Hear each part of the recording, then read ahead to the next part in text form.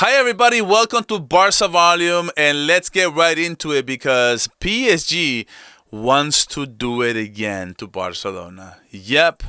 Reports out of friends from L'Équipe, right? Romain Molina just reported that PSG ownership wants Lamine Yamal at all cost. All cost. That was the exact quote. And I just thought, wow, here we go again. Same movie, just a different decade. Because let's not forget, this is exactly what they said about Neymar back in 2017. They didn't negotiate with Barcelona. They didn't hesitate. They just dropped 222 million euros on the table and said, yeah, we'll take him. That is still to this day the biggest transfer in club football history. Now, here we go. They are ready to break the bank once again. Some reports suggest that they're going to go up to 230 million euros just to start talks and maybe go as high as to 400 to 500 million euros. That is, ladies and gentlemen, wild money. I mean, this isn't just about price, right? This is about philosophy for them. You know, this is PSG. It's kind of a crazy club like that. It's like, why would they spend all this money on one player? Like, I don't understand. They went all in on brand names before: Neymar, Mbappe, Messi, and for a while, they look great. They look like they're going to be unstoppable. Who was going to stop them until the games actually were played and people realized that they don't play defense. They can be as good as they want, but they don't play defense. And what that actually brought them was just drama, egos, 0 Champions League titles. All right? They were Galacticos 2.0, for example. And then they changed, right? They started making smart signings. They said Dewey and Kvaratskhelia, they got them for I think under 60 or 70 million or something like that. They got Dembele, and then what happened after that?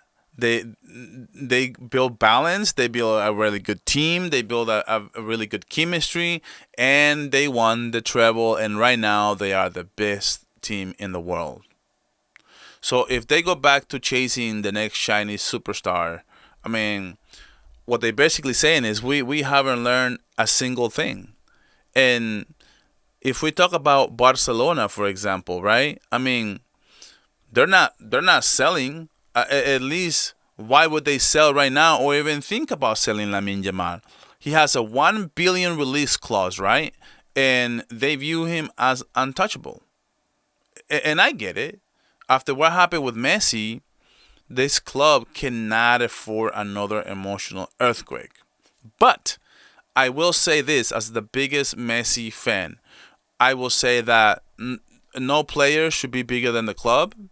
Going with the same theme as Real Madrid, they like to use this analogy. They like to use the saying, right? Because they did that with Cristiano. They did that with Modric. They've done it with so many other players like Benzema, for example. It's because they want to build a team, not just play for one player. And Hansi Flick even said it, right? The group comes first. But even Flick will know, right, that to have a strong group and to have a great spark, you need that one player that makes people buy tickets. And let's be honest, if PSG come knocking with 400 or 500 million euros, you have to at least listen to this offer because this isn't just monopoly money.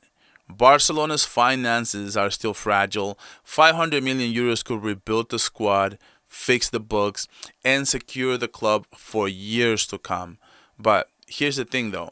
Football isn't just about money. It's about legacy. Look at Messi, right? When Messi joined PSG for 50 million euros per year, they made it all back in one weekend just in jersey sales. That is just the power of having that kind of global superstar for your team. And Yamal, he's the next in line. He's 18 years old. He's already among the world's best, right? and could generate billions of dollars for Barcelona over the course of 10, 15 years if he stays on this form, just in marketing, ticket sales, and sponsorship. So yeah, if you sell Lamine Yamal, you can cash out now. But in reality, I think you're selling the future if we're being honest. So I am not shocked though that PSG wants Lamine Yamal. I mean, every top club should want Lamine. I mean, Real Madrid, let's say that he played for Borussia Dortmund. Real Madrid should go after him. Arsenal, Liverpool, why wouldn't all these clubs like Manchester City want this type of player?